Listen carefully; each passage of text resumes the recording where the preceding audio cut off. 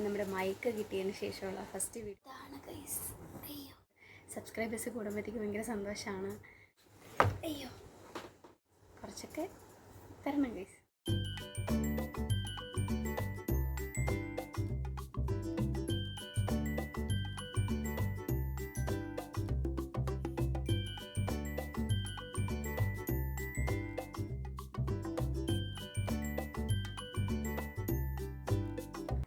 Hello guys, അപ്പോൾ ഇത് നമ്മുടെ പുതിയൊരു വീഡിയോ ആണ്, ഒരു അൺബോക്സിങ് വീഡിയോ ആണ്.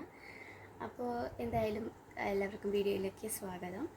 അപ്പോൾ നമ്മുടെ ചാനൽ ആദ്യമായിട്ടാണ് കാണുന്നവരുണ്ടെങ്കിൽ വീഡിയോ ഫുള്ള് കാണുക, ലൈക്ക് ചെയ്യുക, ഷെയർ ചെയ്യുക, സബ്സ്ക്രൈബ് ചെയ്യുക, കൂടെ നിന്ന് സപ്പോർട്ട് ചെയ്യുക. അതുപോലെ തന്നെ സബ്സ്ക്രൈബ് ചെയ്യുമ്പോൾ ആ ബെല്ലൈക്കണും കൂടെ ഒന്ന് പ്രസ് ചെയ്തേക്കുക. അപ്പോൾ നമ്മുടെ മൈക്ക് കിട്ടിയതിന് ശേഷമുള്ള ഫസ്റ്റ് വീഡിയോ ആണ്. ഞാൻ ഭയങ്കര എക്സൈറ്റ്മെൻറ്റാണ്, ഇതിങ്ങനെ വരുമെന്നൊക്കെ ഞാൻ ഒന്ന് ടെസ്റ്റൊക്കെ ചെയ്ത് നോക്കിയിട്ടുണ്ടായിരുന്നു. പക്ഷെ ഒരു സൗണ്ട് കേൾക്കുന്നുണ്ടായിരുന്നു. അതെന്താണെന്ന് എനിക്കറിയില്ല. ഡാമേജ് ആണോ, എനിക്കൊന്നിന് ഈ സ്പേസ് അടുത്ത ഇരിക്കുന്നതുകൊണ്ടാണെന്നാണ് എനിക്ക് ഫീൽ ചെയ്തത്. എന്തായാലും അതിൻ്റെ ഇങ്ങനെയുള്ളൊരു സംഭവം കൂടെ ഉണ്ടായിരുന്നു. ഞാനത് മാറ്റി വെച്ചിട്ടാണ് ഇപ്പോൾ ചെയ്യുന്നത്. ഇതിനെപ്പറ്റി എന്തെങ്കിലും അറിയാമെന്നുള്ളവരുണ്ടെങ്കിൽ എന്തായാലും ഒന്ന് കമൻറ്റ് ചെയ്തേക്കാം. ഞാൻ എന്തായാലും പറഞ്ഞു, അൺബോക്സിംഗ് എന്ന് വെച്ച് കഴിഞ്ഞാൽ ഞങ്ങളുടെ കല്യാണപ്പെട്ടി. അപ്പോൾ ഞങ്ങളുടെ കല്യാണപ്പെട്ടിയാണ് നമ്മളിന്ന് തുറക്കാനായിട്ട് പോകുന്നത്. അപ്പോൾ ഇതാണ് ഗൈസ്. അയ്യോ, ഇതാണ് കല്യാണപ്പെട്ടി. പൊടിയൊക്കെ ഉണ്ട്, കുറച്ചൊക്കെ ഞാൻ തുടച്ചെടുത്ത് വൃത്തിയാക്കിയിട്ടുണ്ടായിരുന്നു. അപ്പോൾ നമ്മളിന്ന് ഇതാണ് അൺബോക്സ് ചെയ്യാനായിട്ട് പോകുന്നത്. നിങ്ങൾക്ക് ഇങ്ങനെ കാണിച്ചു തരുമെന്ന് അറിയാൻ വയ്യ, കാരണം ഞാൻ ഒറ്റയ്ക്കാണ് വീഡിയോ എടുക്കുന്നത്. എനിക്കൊരു കുഞ്ഞ് സ്റ്റാൻഡാണുള്ളത്. ആ സ്റ്റാൻഡ് വെച്ചിട്ടാണ് ഞാൻ വീഡിയോ എടുക്കുന്നത്. അപ്പോൾ യൂട്യൂബിൽ കൂടുതൽ എൻഗേജ്ഡ് ആയിരിക്കുമ്പോൾ എനിക്ക് ഭയങ്കര സന്തോഷം കിട്ടുന്നുണ്ട്. സബ്സ്ക്രൈബേഴ്സ് കൂടുമ്പോഴത്തേക്ക് ഭയങ്കര സന്തോഷമാണ്. ഇപ്പോൾ എനിക്ക് 820, ഞാൻ ഈ വീഡിയോ എടുക്കുമ്പോൾ എനിക്ക് 825 സബ്സ്ക്രൈബേഴ്സായി ഗൈസ്. അപ്പോൾ എന്തായാലും എന്നെ ഇത്രയും നാളെ സപ്പോർട്ട് ചെയ്ത് എല്ലാവർക്കും താങ്ക് യു. അപ്പോൾ ഞാൻ കണ്ടിന്യൂസ് ആയിട്ട് വീഡിയോസ് ഇടാത്തത് കൊണ്ടാണ് ഞാൻ ഇടയ്ക്കിടയ്ക്ക് ബ്രേക്ക് എടുക്കും, ഇടയ്ക്ക് വരും, ഇടയ്ക്ക് അങ്ങനെയൊക്കെയാണ് ചെയ്തുകൊണ്ടിരുന്നത്. പക്ഷേ ഇപ്പം ഞാൻ കണ്ടിന്യൂസ്ലി വീഡിയോസ് ഇടുന്നതിൻ്റെ റിസൾട്ട് എനിക്ക് കിട്ടുന്നുണ്ട്. അപ്പോൾ എന്തായാലും ഇടയ്ക്കിടയ്ക്ക് വ്യൂസ് ഫ്രീസ് ആവുന്നുണ്ട്. എന്നിരുന്നാലും കുഴപ്പമില്ല, ഞാൻ ഒരു 1200 1500 വ്യൂസിലൊക്കെ ഞാൻ ഹാപ്പിയാണ്. എന്നാലും കുറച്ചൊക്കെ തരണം ഗൈസ്.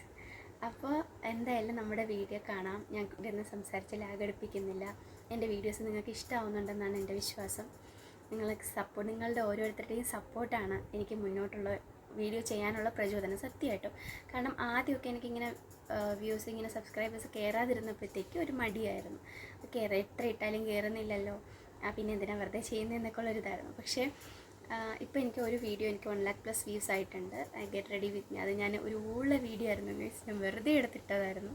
പക്ഷേ അതിൽ തന്നെ എനിക്ക് 177 സബ്സ്ക്രൈബേഴ്സും വ്യൂസും ഒക്കെ നല്ലതായിട്ട് കയറിയിട്ടുണ്ടായിരുന്നു. ഒരുപാട് എൻഗേജ്ഡ് വ്യൂസൊക്കെ കിട്ടിയിട്ടുണ്ടായിരുന്നു. എന്തായാലും ഞാൻ പറഞ്ഞ് ലാഗ് എടുപ്പിക്കുന്നില്ല, നമുക്ക് നേരെ വീഡിയോയിലോട്ട് പോകാം. അപ്പോൾ നമുക്കിത് ഓപ്പൺ ചെയ്യാം.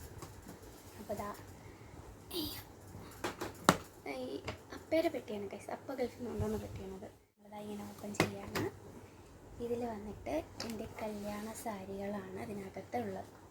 ഇതിൽ ഒരു ചക്കുളത്തമ്മയുടെ ഫോട്ടോ ഉണ്ട്. ഇതാണ് ഫസ്റ്റ്. അയ്യോ ഗൈസ്, ഇതാണ് എൻ്റെ ഫസ്റ്റ് സാരി, എൻ്റെ കല്യാണത്തിൻ്റെ ഫസ്റ്റ് സാരി വന്നിട്ട് ഞാൻ സൈഡിൽ പിക്ക് കൊടുത്തേക്കാം. ഇത് ഞങ്ങളുടെ എൻഗേജ്മെൻറ്റിന് ഞാൻ എന്താണ് സാരി കളക്ഷൻ വീഡിയോയിൽ ഇത് കാണിക്കാതിരുന്നത്, ഇങ്ങനൊരു വീഡിയോ ചെയ്യാമെന്ന് കരുതിയിട്ടാണ്. അപ്പം ഇത് എൻ്റെ എൻഗേജ്മെൻറ്റ് സാരിയാണ്. നമ്മുടെ ഇതിലെങ്ങനെയാണെന്ന് വെച്ചാൽ എൻഗേജ്മെൻറ്റിന് 2 രീതിയിൽ എൻഗേജ്മെൻറ്റ് നടത്തും. തട്ടക്കൈമാറ്റവും മോതിരക്കൈമാറ്റവും. അതിൽ തട്ടക്കൈമാറ്റം ആണെങ്കിൽ പയ്യൻ്റെയും പെണ്ണിൻ്റെയും മാമന്മാർ വന്നിട്ടായിരിക്കും പരസ്പരം അവരുടെ ഗ്രഹനിലകൾ വെച്ചിട്ട് അതിൽ തട്ടത്തിൽ ഫ്രൂട്ട്സൊക്കെ വെച്ചിട്ട് നമ്മൾ അങ്ങോട്ടും ഇങ്ങോട്ടും പെണ്ണിൻ്റെത് ചെക്കൻ്റെ വീട്ടിലോട്ടും ചെക്കൻ്റെത് പെണ്ണിൻ്റെ വീട്ടിലോട്ടും എക്സ്ചേഞ്ച് ചെയ്യും. ആ രീതിയിലാകുമ്പോഴത്തേക്ക് വീട്ടിൽ നിന്ന് ആണുങ്ങൾ മാത്രമേ വരാറുള്ളൂ, പെണ്ണുങ്ങൾ വരാറില്ല. അപ്പോൾ ഞങ്ങളുടെ എൻഗേജ്മെൻറ്റ് ഈ രീതിയിലായിരുന്നു. അല്ലാതെ വരുമ്പോൾ പെണ്ണുങ്ങൾ വരും. പെണ്ണുങ്ങൾ വന്നാൽ മാത്രമേ നമുക്ക് സാരി കൊണ്ടുവരത്തുള്ളൂ. നിശ്ചയത്തിന് വരുമ്പോൾ സാരി കൊണ്ടുവരും. അപ്പോൾ പയ്യനുണ്ടെങ്കിലാണ് സാരി കൊണ്ടുവരാറുള്ളത്.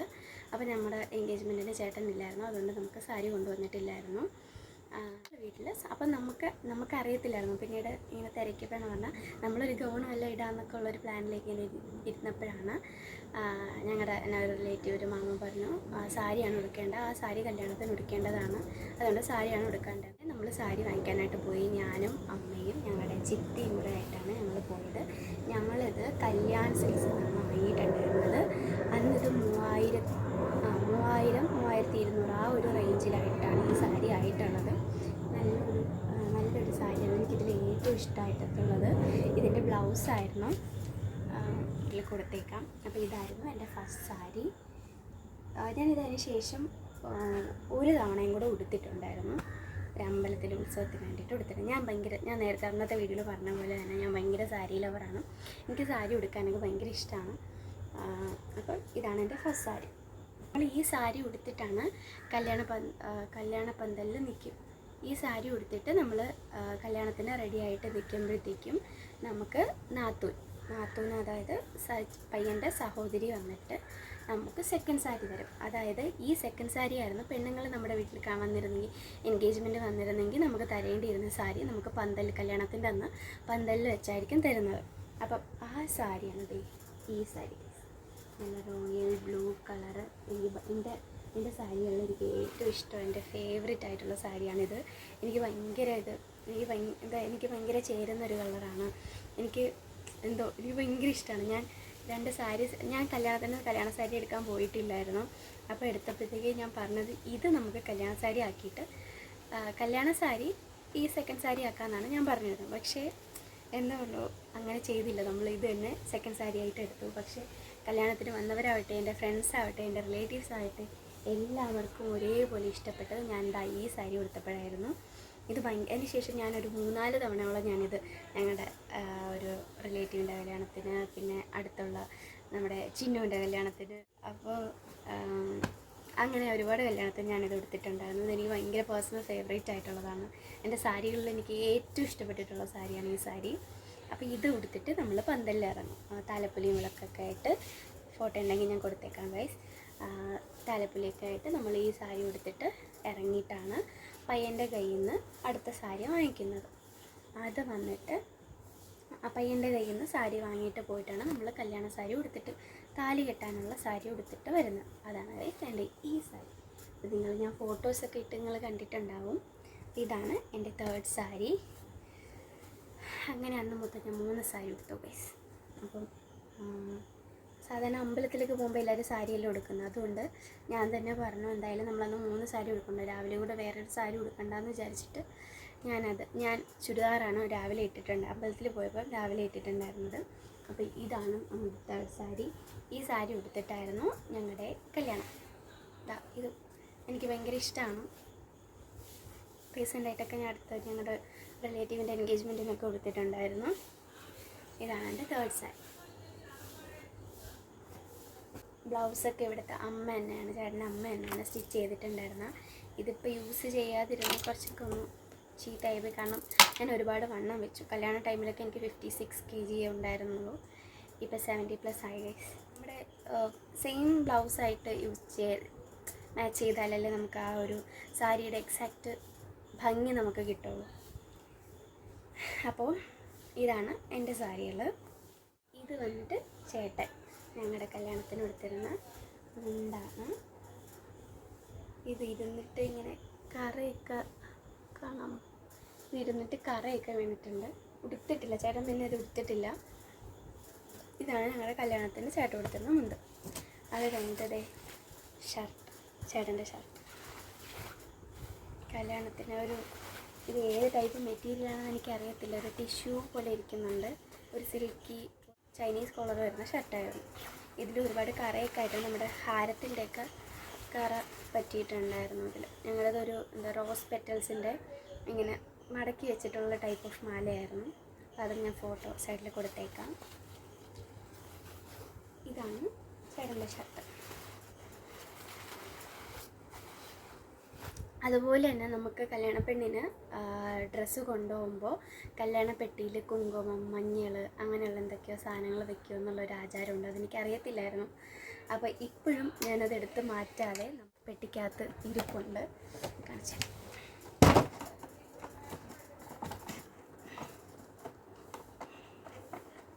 അതൊക്കെ ഇരുന്ന് പൊടിഞ്ഞിട്ടുണ്ട് ഗൈസ്. എനിക്ക് ഞാൻ എടുത്ത് പൊടിയാക്കുന്നില്ല. അതായത് ഇതുപോലെ ഇതാ ഇങ്ങനെ തൊടുമ്പം ഇളവി വരുന്നുണ്ട്. അപ്പോൾ ഇങ്ങനെ മഞ്ഞളും കുങ്കുമവും ഒക്കെ ഇട്ടേക്കണം എന്നാണ്. അങ്ങനെ ഒരുപാട് മഞ്ഞൾ ഇതിനകത്ത് കിടപ്പുണ്ട് ഗൈസ്. കാണിച്ചു ഈ ഒരു പോഷനിൽ കണ്ട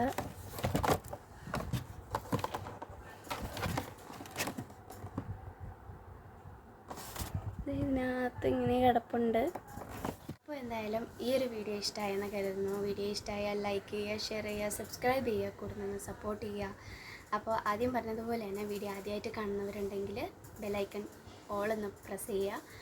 അപ്പോൾ ഞാനിടുന്ന വീഡിയോസ് അപ്പോൾ നോട്ടിഫിക്കേഷനായിട്ട് വരുന്നതായിരിക്കും. അപ്പോൾ എന്തായാലും ബൈ.